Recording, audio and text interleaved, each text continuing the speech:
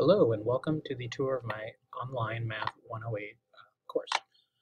Now in this course I will be highlighting a few things that I believe are a bit more unique to this course. I have a lot of the standard setup for an online course, but a few things I believe are unique to this course. In my content area, I like to have the course calendar and course syllabus available for the students. So in the course calendar, students can see what exact assignments are due on which days. As you can see, Thursday, Saturday, Sunday are the big days for this course. And of course, I have the online syllabus. One thing that I try to handle a little bit differently than many other online courses is that I believe that students should have access to technology at all times. They're 21st century students taking an online course, and to deny them a tool that they've grown up with their entire lives on quizzes and exams or something feels a little bit disingenuous to me.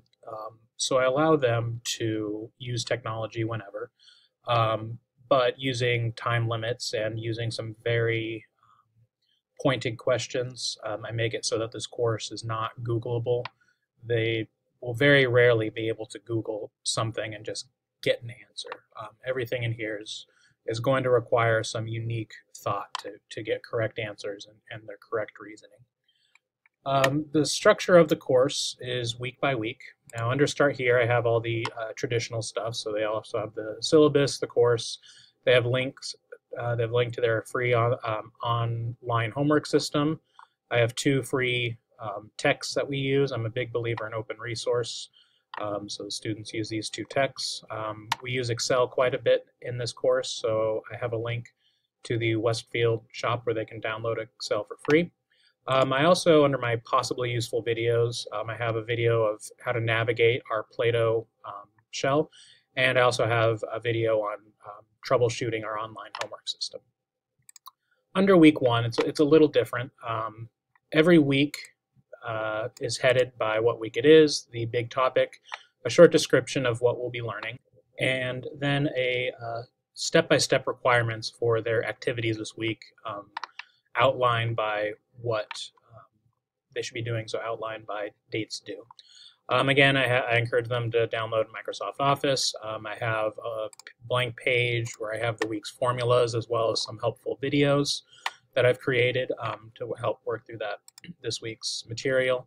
In this first week, so something different is we experimented with the Who Knew It option. So some students learned the basics of operating Excel by working through these Who Knew It, and they earned a few points that way. A more traditional week, so moving to week two. So again, same structure. So this week's readings, so the required readings, and then every week they have 6 activities. So their online homework system, their first part of their discussion post, then they have some written homework due Saturday, and then they have a Play-Doh quiz, an Excel case study, and then the second part of their discussion. So the way I order things every week is always the same. So I order it by when things are due. First thing is the helpful videos for that week, followed by their online homework, which is the first thing due, then the written homework. Every week I will also give them solutions after the homework is due. Then they have their case study, their quizzes, and their discussion post. Their discussion posts are 2 parts. So by Thursday, I give them a real-world scenario that uses statistics. And using the reading from one of our texts, they need to analyze what's going on with the statistic, what might be deceptive, things like that.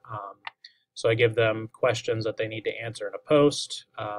And then Friday, Saturday, Sunday, they need to respond to at least 2 other posts. The 2 very unique things I do for this course are my quizzes and my Excel case studies.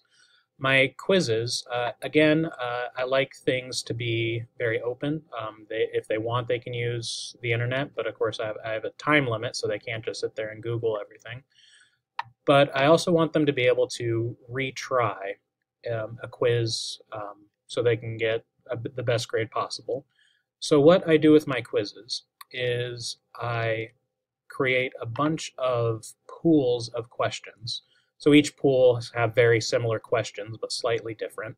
And then those quizzes will randomly select from these pools. So it'll randomly select a certain number of questions from each pool until I get 10 questions. So the students will get sort of pseudo-randomly generated quiz. Every quiz will have the same types of problems, but each quiz will be different. So students can redo the quizzes, and it's a new experience. They can see what they got wrong on a previous attempt, they can see the solutions, and then they can take a new quiz with brand new problems. Kind of the pride and joy of this course, I believe, are the Excel case studies. Students really enjoy working with these. They've really become little experts in Excel as we've been going through this course. In these Excel spreadsheets, just download this quickly. The students will be able to generate their own data. So when they open this, they will get a list of instructions. So they get real-world data that represents some sort of scenario. And they need to use Excel to get the actual data that they want. So they have step-by-step solutions and the goal of this actual assignment.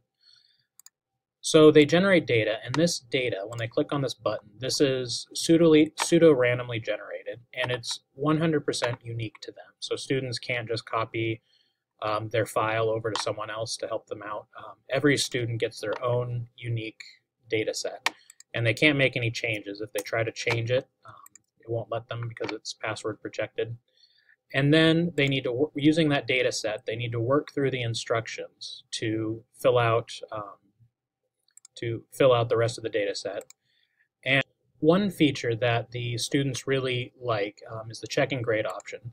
So when a student answers questions, so in this case, they would want the median of this data set. So when they press the check and grade option, it highlights correct answers in green and incorrect or missing answers in red, and then it automatically grades the assignment. So students can see right away when they get something correct or incorrect. Students really like this because they get immediate feedback, and they can keep trying things until they get it. And it also makes grading very easy because I can just open their file and I can take a look at their grade right here. They can't change it. The only way they can actually get a grade is by doing the work and pressing the check and grade option. Heading back over here. So that concludes the tour of, I think, of the more unique features of my Math 108 online course. I hope you enjoyed watching.